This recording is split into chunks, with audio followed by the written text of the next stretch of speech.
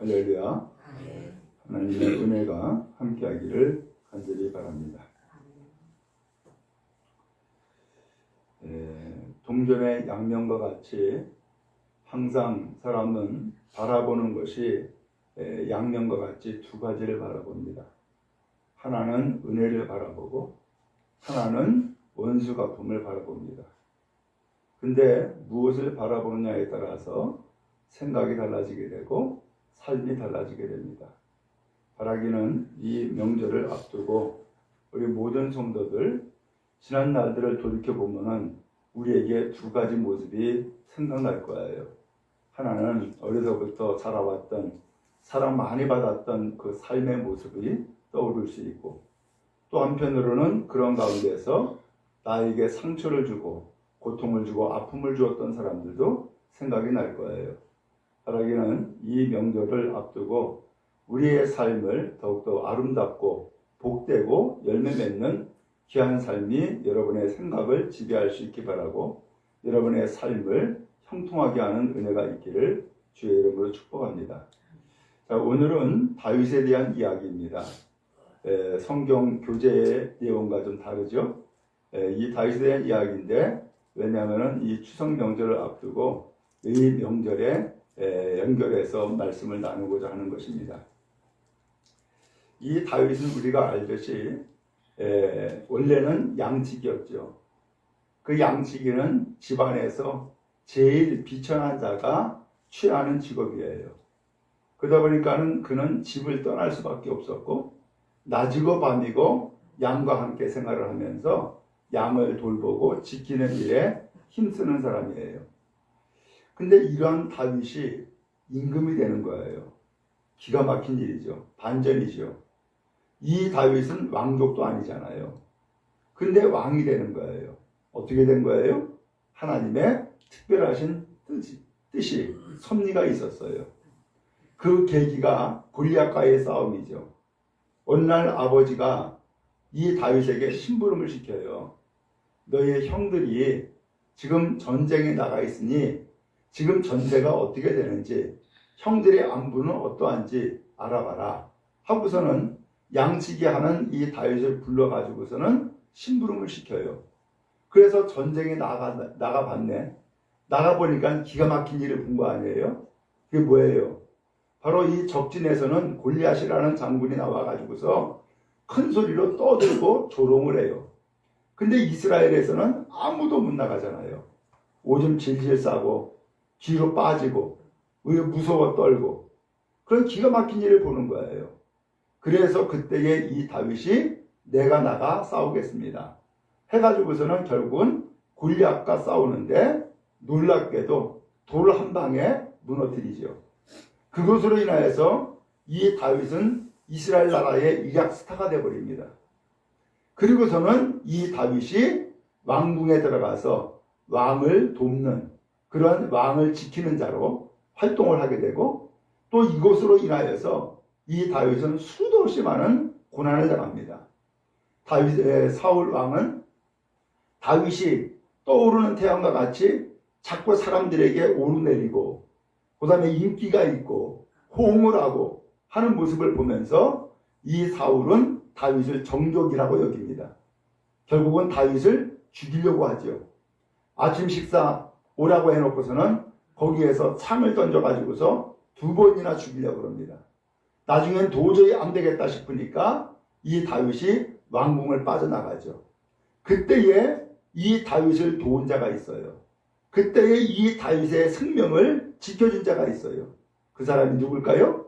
바로 원수가 된 이 사울의 아들이에요. 그 사울의 아들 요나단이 이 다윗을 지켜줘요. 그리고 생명을 바꿀 정도로 이 다윗을 사랑하죠. 오늘 그렇게 해서 다윗은 죽음에서 건져나요. 그리고서 나중에 드디어 임금이 되는 거예요. 그 사이에 사울은 어떻게 됐느냐? 전쟁에서 죽어요. 그리고 다윗을 그렇게 사랑했던 요나단도 전쟁에 나가서 함께 죽어요. 바로 이렇게 해서 사울의 그 왕권은 끝나버렸고 왕족도 다 폐위가 되어버렸어요. 그리고 새로운 스타, 바로 다윗이 임금이 되죠. 자, 이제 이렇게 임금이 된 이 다윗이 어느 날 자기의 삶을 다시 한번 되돌아본 거예요. 내가 어떻게 양치기였는데 별 볼 일 없는 사람이었는데 내가 이렇게 임금이 되었나. 되돌이켜 보니까 두 사람이 떠오르는 거예요. 한 사람은 누구예요? 나를 죽이려고 하고 전국에 계엄령을 선포해 가지고서는 다윗을 쫓아다니고 그 다음에 체포하고 죽이려고 했던 사울. 이 사람이 떠오르고 또 한편으로는 정반대로 이 다윗을 생명과 같이 지켜주고 사랑했던 사울의 아들 요나단이 떠오르는 거예요. 참 알 수 없는 일이죠. 아버지는 다윗을 죽이려고 그러고 아들은 다윗을 살려주려고 그러고 이러한 두 가지 아이러니의 모습에 그는 다시 한번 과거를 옛 생활을 다시 한번 되돌이켜 보면서 생각을 하게 된 거예요. 그러면서 이 다윗이 어느 날 신하를 불러요. 그리고서는 놀라운 이야기를 하는 거예요. 그게 오늘 1절 말씀이에요. 사울의 집에 아직도 남은 사람이 있느냐? 내가 요나단으로 말미암아 그에게 은총을 베풀리라. 이렇게 얘기를 하는 거예요. 사울의 집에 남은 자가 있느냐? 사울은 왕가잖아요. 그 왕의 가문에 아직 살아있는 자가 있느냐라고 묻는 거예요. 섬뜩하죠? 왕가에 아직 살아남은 자가 있느냐? 그러면은 여기까지만 들으면은 사울 왕가에 살아남은 자가 있느냐라고 묻는 것은 이게 무슨 의도야? 남아있는 사람을 죽이겠다는 거야? 그럴 수가 있잖아요. 그런데 이 다윗이 그 다음에 이런 얘기를 해요. 내가 요나단으로 말미암아 그에게 은총을 베풀리라. 그러면서 사울 왕가를 이야기하더니만은 반전이 요나단 때문에 그의 아들 혹은 그의 남은 사람을 은총을 베풀어 주겠다라고 이야기를 하는 거예요. 오늘 여러분 바로 이것이 이 다윗의 성품이고 다윗의 마음인 줄로 압니다. 다윗은 누구를 생각했어요? 다윗은 누구를 찾았어요? 이제 왕이 됐으니까 모든 권력은 다 내가 주어지고 있어요. 모든 사람이 나의 백성이고 나의 신하예요. 나는 이제 권력을 주었기 때문에 모든 것을 할 수 있어요. 그런데 그때에 이 다윗은 누구를 생각했어요? 원수 갚을 것을 생각했어요? 아니면 은혜 베풀 것을 생각을 했어요? 원수 갚을 것을 생각하지 아니하고 은혜 베풀 것을 생각하는 거예요. 왜 그래요? 이 다윗은 내가 지금까지 수많은 역경과 고난을 다 이기고 이렇게 왕이 되어진 것은 뭐라고 생각해요? 하나님의 은혜라고 생각했기 때문이에요. 만약에 내 업적이야, 내 능력이야, 내 실력이야 라고 생각했다 그러면은 이 다윗은 무슨 생각을 했을까요? 아마 은혜 베풀 것을 생각하는 것이 아니라 그동안에 나에게 고통을 주었고 나를 죽이려고 했고 나를 괴롭혔던 자들 싹 잡아 지려야지 라는 생각을 했겠죠. 그런데 이 다윗은 그러지 않았단 말이죠. 무엇을 생각했어요? 내가 임금된 것은 나의 은혜가 내 은혜가 아니라 주님의 은혜다. 그리고 내가 왕이 되기까지는 나에게 은혜를 베푼 사람이 있다는 것을 알고 있는 거예요. 또한 그것을 생각하고 있는 거예요. 그래서 사울 왕은 비록 나를 죽이려고 했고 해하려고 했지만 이 사울 왕보다도 더 큰 영향을 미친 사람은 누구예요? 요나단이었던 거예요. 그 요나단 때문에 사울 왕가에 남은 자가 있다면은 그 사람에게 은혜를 베풀어 주겠다라고 이야기를 하는 거예요.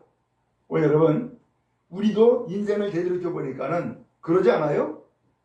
모든 사람들이 이 두 가지에 다 걸려 있을 거예요.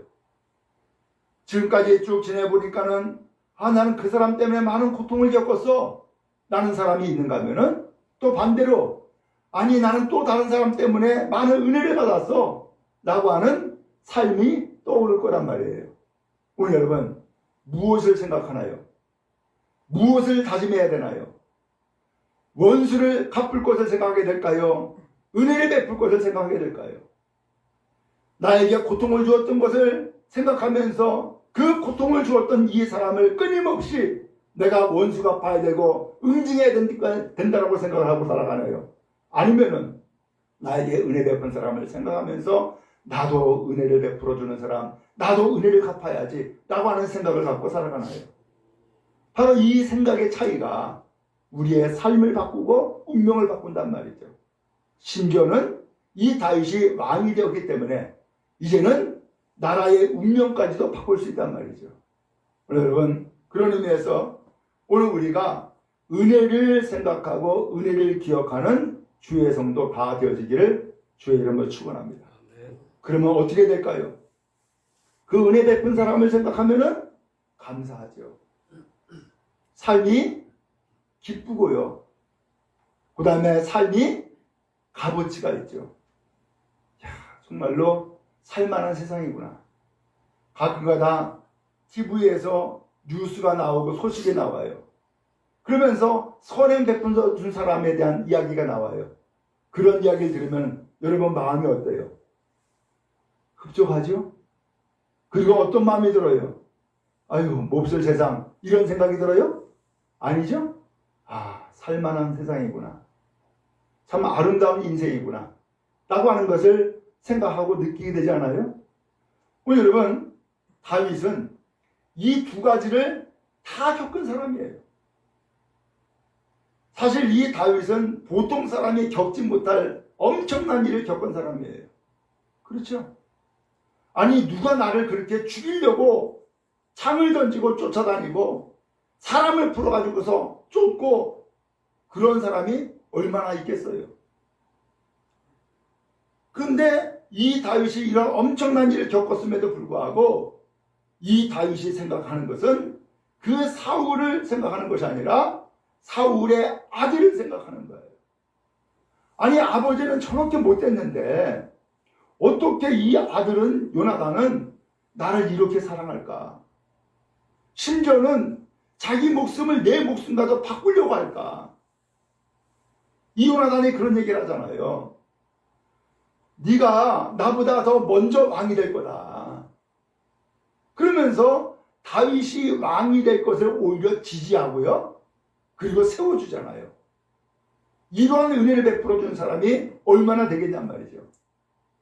여러분, 우리가 격도 있지만은 선거 때가 되면은 권력을 얻기 위해서 정말로 많은 사람들이 나서기도 하고 싸우기도 해요. 근데 그때에 그 권력을 양보하는 사람 봤어요? 그 권력을 양보하는 사람 봤냔 말이에요. 못 봤어요. 절대로 권력을 양보하지 않아요. 옛날에 여러분 삼김시대 기억하시죠? 그때 민주화가 이루어질 절호의 기회였어요. 그래서 김대중, 김영삼 이 두 김씨가 이제는 둘 중에 누가 되든지 대통령이 되겠다라고 하는 상황이었어요. 양보해야 안 해요? 안 하죠. 왜? 내가 권력을 잡을 수 있는 기회인데 양보 안 하죠. 양보 안 하니까 그 권력이 엉뚱하게 노태우로 넘어가지 않았어요. 오늘 여러분, 세상의 권력이 그렇단 말이에요. 그런데 이 요나단은 그 권력을 추구하는 사람이 아니라 사랑하고 세워주고 그리고 생명을 살리는 일에 그의 인생을 건 사람이 바로 요나단이었고요. 다윗 곁에는 바로 이 요나단이 있었던 거예요. 여러분, 세상이 아무리 험하고 어려워도 정말로 나를 위해서 목숨을 버리고 나를 사랑하고 나를 지지해주고 나를 세워주는 사람 한 사람이 있다면 그 사람 때문에 그의 인생은 살게 되는 거죠. 오늘 여러분에게도 그런 사람이 있을 줄로 압니다. 또한 그런 사람이 있었을 줄로 생각을 합니다. 그러면 여러분, 우리가 항상 생각할 때에 바로 은혜를 받은 것을 기억하고 그 은혜를 잊지 않는 인생을 살아갈 수 있기를 주의 이름으로 축복합니다. 신앙생활도 똑같아요. 신앙생활도 율법적으로 생각을 하면은 이 신앙생활이 너무나 고달파요. 바리새인이 돼버려요. 그러나 주님이 나에게 베푸신 은혜를 생각하고 그 은혜를 따라가는 인생을 살아가게 되면 신앙의 삶이 아름다워지는 거예요. 복되게 되고요. 열매를 맺게 되는 거예요.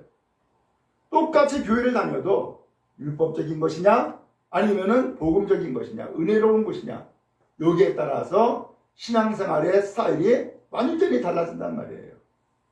여러분 그런 의미에서 이제 우리가 생각해야 될 것은 내가 은혜를 받았으니 누구에게 은혜를 베풀까? 은혜를 베풀 자를 찾는 복된 성도 되어지기를 주의 이름으로 축복합니다. 받은 것을 나누시기 바라고요. 그 받은 은혜를 또한 베푸는 복이 우리 모두에게 임하기를 간절히 바랍니다. 다윗이 이렇게 사울의 집에 아직 남은 사람이 있느냐라고 했더니만은 이제 사울의 집에 종 한 사람이 있다는 거예요. 그 사람의 이름이 시바래요. 그래서 다윗이 그 시바를 불러요.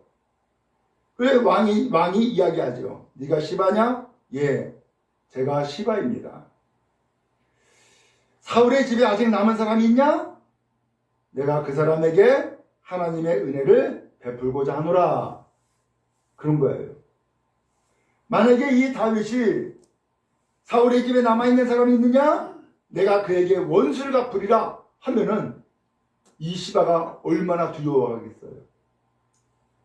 그리고 내가 말 잘못했다가는 나도 죽고 그 사울 집안에 남은 사람도 죽겠네.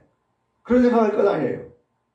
그런데 이 다윗이 하는 이야기가 사울의 집에 아직 남은 사람이 있느냐라고 하면서 내가 그 사람에게 하나님의 은총을 베풀리라 라고 이야기를 하는 거예요. 어때요? 마음이 가벼워졌을까요? 무거워졌을까요? 가벼워졌겠지. 마음이 편해졌을까요? 아니면 불편했을까요? 편해졌죠. 그러니까 이 사울이 이야기할 수 있죠. 시바가 이야기하는 거예요. 왕께 아뢰입니다. 요나단의 아들 하나가 있습니다. 근데 그 사람이 양 다리를 다 절고 있습니다. 그러는 거예요. 요나단에게 누가 있다고요? 아들 하나가 남아있다는 거예요. 근데 아들 하나 남아있는데 이 아들은 다리를 절고 있다는 거예요. 그러면 나머지는 다 죽었다는 얘기네. 그렇죠? 다리를 절고 있다는 거예요. 그러면서 왕이 물어요. 그 사람 어딨냐? 예, 로드발 암멜의 아들 마길의 집에 있습니다. 이 마길의 집에 있다라고 했는데 이게 무슨 뜻인가? 정확하게 나와 있지 않지만은 이 마길이라는 사람이 지금 사울 왕족의 손자가 되는 이 다리 저는 사람을 뭐 하고 있는 거예요? 돌보고 있는 거죠. 그죠? 그를 돌봐주고 있는 거죠. 오늘 이 다윗 사람을 보내요. 그래서 마길의 집에서 그 요나단의 아들을 데려와라 하고서 데려오게 돼요. 자, 여기에서 우리가 좀 한 가지 다시 한번 생각해야 될 부분이 있어요. 요나단의 아들 하나 어떻게 살았을까? 정권이 넘어가고 왕권이 폐가 돼가지고서 다 죽었을 텐데 어떻게 요나단의 아들 다리 저는 그 사람이 살았을까? 짐작할 수 있는 것은 이 사람이 건강했으면 살았을까 죽었을까? 죽을 가능성이 많지요. 근데 양다리를 절다 보니까는 고동이 안 돼. 그리고 또한 사울의 집안을 전부 다 쑥대밭으로 만드는 사람이 있을 수도 있잖아요. 근데 그 사람이 보니까는 이 사람은 다리를 절고 있고 꼼짝도 못하고 있고 쓸모없는 사람이야. 그거 어떻게 해요? 내가 죽이나 네가 그렇게 사나 똑같다 생각을 하고서 그를 살려주지 않았겠어요? 오늘 여러분 때에 따라서는 우리에게 아픔과 상처가 나를 살린다는 사실을 기억하기 바랍니다. 때에 따라서는 나에게 있는 이 장애가 나를 살게 만드는 하나의 계기가 될 수 있다는 사실이에요. 그러므로 여러분, 나에게 주어진 아픔, 상처, 고통 혹은 장애, 이것이 나를 불행하게 한다고 생각하는 것이 아니라 나를 살게 하는구나라고 하는 믿음의 촉진제로 삼는 여러분 되어지기를 주의 이름으로 축복합니다. 여러분 많이 들어서 아실 거예요. 바닷가에서 고기를 잡아가지고서는 서울로 운반을 해요. 그러면은 그 운반하는 시간 동안에 그 고기가 다 죽는데요. 그러니까는 값어치가 떨어지잖아요. 살아있는 고기를 팔아야지 돈이 되는데 다 죽은 고기 쓸모없게 되잖아요. 그러니까 왜 이렇게 죽을까? 이 고기를 살려가지고서 서울까지 운반할 수 없을까 생각을 했는데 방법이 하나 떠오른 거예요. 그게 뭐냐? 그 물고기에 천적을 수조에다 집어넣는 거예요. 그러면 이 물고기들이 그 다른 천적에 의해 내가 잡히지 않도록, 그 다음에 죽지 않도록 하기 위해서 끊임없이 돌아다닌다는 거예요. 그 수조 안에서. 결국 서울까지 올라왔을 때에 그 물고기는 살았을까 죽었을까? 살아있는 거예요. 야, 우리의 삶도 똑같지 않아요? 어떤 사람은 뭐 한 가지 사건이 터지면은 아이고 이제 끝이구나. 난 죽었구나. 이제 나는 아무것도 할 수 없어. 내 인생에 내 삶은 이제 헛된 거야. 라고 생각하면은 그는 이제 어디로 가고 있는 거예요? 죽음으로 가고 있는 거예요. 그런데 어려운 문제라든가 여러 가지 시련과 환난을 겪을 때에 내가 이것을 극복해 나가야지. 내가 반드시 일어서야지. 내가 다시 한번 회복해야지. 라고 하면서 살아가는 사람은 어떻게 해요? 하루하루 1시간 1분 1초가 아까운 시간이고 내가 일을 해야 되고 극복해야 되고 넘어서야 되고 그러면서 나를 단련시키고 나를 훈련시키는 복된 시간이 되어지는 것 아니에요. 결국은 그 어려움이 누굴 살리는 거예요? 나를 살리는 거예요. 그 고통이 나를 살리는 거예요. 그래서 때에 따라서는 하나님께서 우리의 인생에 뭘 주세요? 고통을 주신다니까. 그 고통 때문에 하나님 앞에 나가게 만들고 그 고통 때문에 하나님 앞에 부르짖어 기도하게 하고 그 고통 때문에 하나님 앞에 순종하며 살아가는 삶을 살게 만들어 주시는 거예요. 바라기는 오늘 우리의 삶에 언제나 소망이 되시고 또한 능력이 되시고 구세주가 되시는 주님을 붙잡고 나가는 여러분 다 되어지기를 주의 이름으로 축복합니다. 아멘. 결국 그런 인생에 하나님은 돕는 자를 붙여주는 거예요. 그래서 오늘 이 요나단의 아들 다윗을 절고 있지만은 바로 마길이라는 이 사람이 이 요나단의 아들을 돌봐주잖아요. 하나님의 은혜가 아니고 하나님의 섭리가 아니고서 어떻게 설명할 수 있겠어요? 드디어 이제 이 요나단의 아들이 이제 왕 앞에 나왔어요. 그랬더니 7절에 다윗이 이런 얘기를 해요. 무서워하지 말라. 내가 반드시 내 아버지 요나단으로 말미암아 내게 뭐하리라? 은총을 베풀리라. 지금 이 요나단의 아들은 은혜를 받을 사람이 되어진 거예요. 은혜를 받을 사람이. 근데 이 요나단의 아들이 은혜를 받을 수 있게 되어진 것은 누구 때문이래요? 아버지 때문이래. 이 다리 저는 사람, 쓸모없는 인생이 되었던 이 요나단의 아들이 이제는 은혜를 받은 사람이 되었는데 누구 때문에 은혜 받느냐? 그 아버지 요나단 때문에 은혜 받는다는 거예요. 이게 다윗의 이야기예요. 어때요? 이 아들은 누구 때문에 복 받았어요? 아버지 때문에 복 받았네. 오늘 여러분 그러한 아버지, 그런 부모가 되는 은혜가 있기를 축복합니다. 아, 나 때문에 내 자식이 복을 받는다? 나 때문에 내 자식이 은혜를 받는다? 얼마나 좋아요. 실제로 다윗은 그랬어요. 다윗이 이제는 솔로몬에게 왕권이 넘어가요. 근데 솔로몬에게 왕권이 넘어가는데 그 솔로몬은 어떻게 보면은 그야말로 자기의 정부인의 아들이 아니잖아요. 마치 오늘날에 표현하면 첩의 아들이잖아요. 근데 그 아들이 왕을 이어받아요. 근데 이것이 하나님께서 이미 약속하시고 계획하신 말씀이었고 뜻이었어요.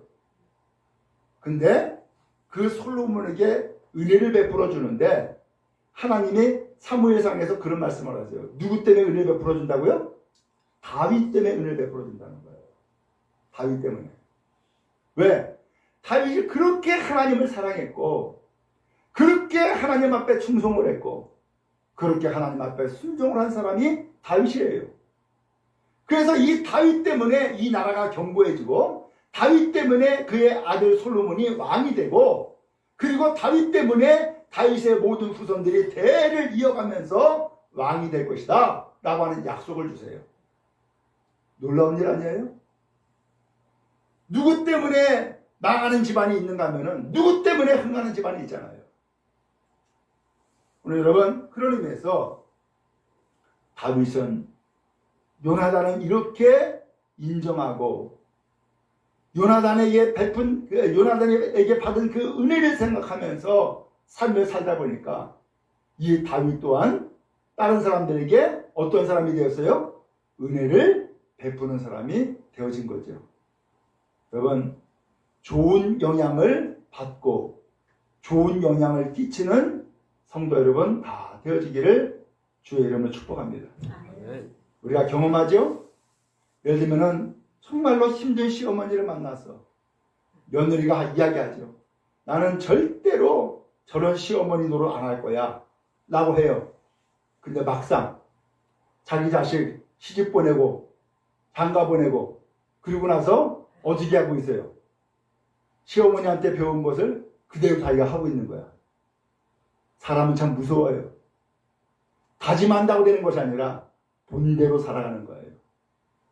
듣는 대로 살아가는 거예요. 배운 대로 살아가는 거예요. 오늘 여러분 이 다윗은 그런 의미에서 환경적으로 보면은 사울이라는 사람 때문에 인생에 크나큰 고통을 겪었어요. 그러므로 이 크나큰 고통을 겪었던 이 다윗은 사울 생각하면은 원수를 갖고도 남을 그런 사람이었고 그런 인생이었단 말이죠. 그런데 이 다윗은 사울에게 영향을 받은 것이 아니라 누구에게 영향을 받았어요? 오히려 그의 아들 요나단에게 영향을 받았어요. 너무나 놀라운 은혜를 받았어요. 큰 은혜를 받고 큰 사랑을 받다 보니까 이 다윗은 이제 요나단의 그 아들에게 은혜를 베푸는 사람으로 달라지고 있는 거예요. 바랍니다. 오늘 여러분 받은 은혜를 잊지 않을 뿐만 아니라 은혜를 베푸는 복된 성도 다 되어지기를 주의 이름으로 축복합니다. 그러면 언제나 생각할 때에 원수를 생각하는 것이 아니라 은혜 받은 것을 생각하고 은혜를 전달하고 은혜를 베푸는 믿음의 인생 모두가 살아갈 수 있기를 간절히 바랍니다. 한편 그러면 이 무비보셋이라는 사람이 바로 이 요나단의 아들인데 요나단의 아들에게 그러면 무슨 은혜를 베풀어 줬느냐? 7절에 나오죠. 내가 내 할아버지 사울의 모든 밭을 다 내게 도로 주겠고 그랬어요. 이거 놀라운 일이에요.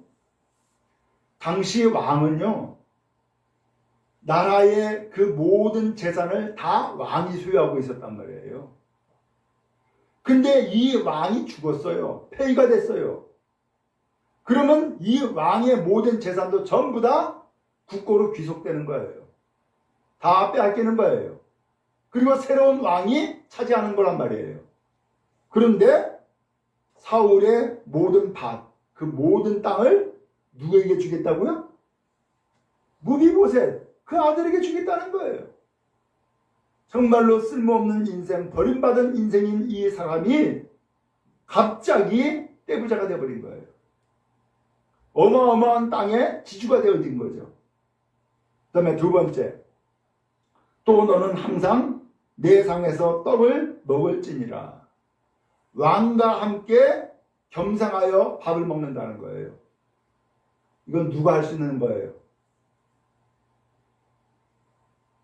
항상 내 상에서 떡을 먹을지니라. 이것은 가족이 하는 거예요. 가족이. 이 무비보셋은 폐위된 가족이 아니라 이제는 새로운 가족, 다윗을 아버지로, 다윗을 왕으로 섬기는 그런 왕의 가족으로 함께 밥상을 나누는 관계를 갖게 됐다는 거예요.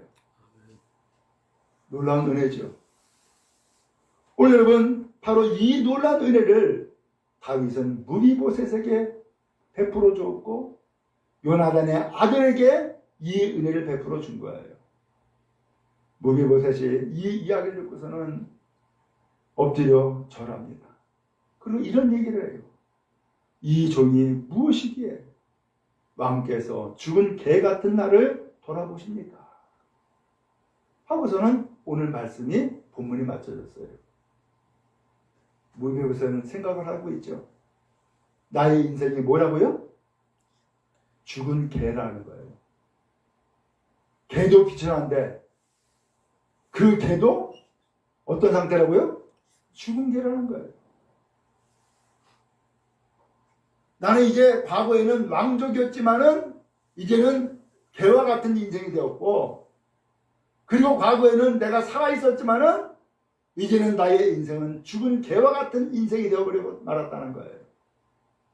그래서 누구도 돌보지 아니하고 누구도 버림받은 그런 인생의 삶을 살고 있는 이 무비보셋, 놀랍게도 다윗을 만나서 이 다윗이 이 무비보셋을 하루아침에 땅 주고 밥 주고 왕족의 대접을 하는 그러한 인생으로 달라지고 변화가 된 거예요. 바로 이것이 다윗이 베푼 은혜인 거죠. 여러분, 우리도 이 은혜를 힘입는 복된 삶 모두가 살아갈 수 있기를 간절히 바랍니다. 성경은 말씀합니다. 예수를 믿으면 하나님의 자녀가 되는 권세를 주셨다라고 했어요.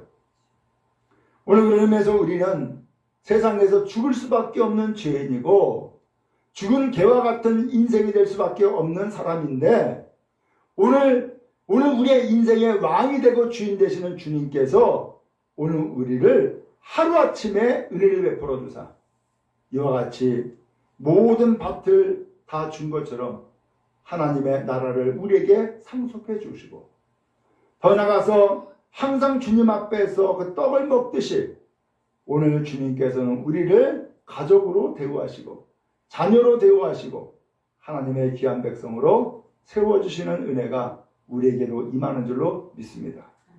그럼 여러분, 이제 이 추석 명절 하나님의 은혜를 기억하며 감사하는 명절 되어지기를 간절히 바랍니다. 그래서 나가서 이 명절에 은혜를 베푸는 것을 다시 한번 생각하면서 내가 누구에게 어떤 은혜를 받았는가, 이 은혜를 내가 어떻게 갚을까라는 것을 생각하면서 이제 이 명절이 오늘 여러분들에게 은혜의 명절, 복된 명절 다 되기를 주의 이름으로 축복합니다. 하나님의 은혜는 한량없지요. 이 놀라운 은혜로 말미암아 오늘 우리의 인생을 아름답고 풍성케 하는 복이 있기를 주의 이름으로 축원합니다.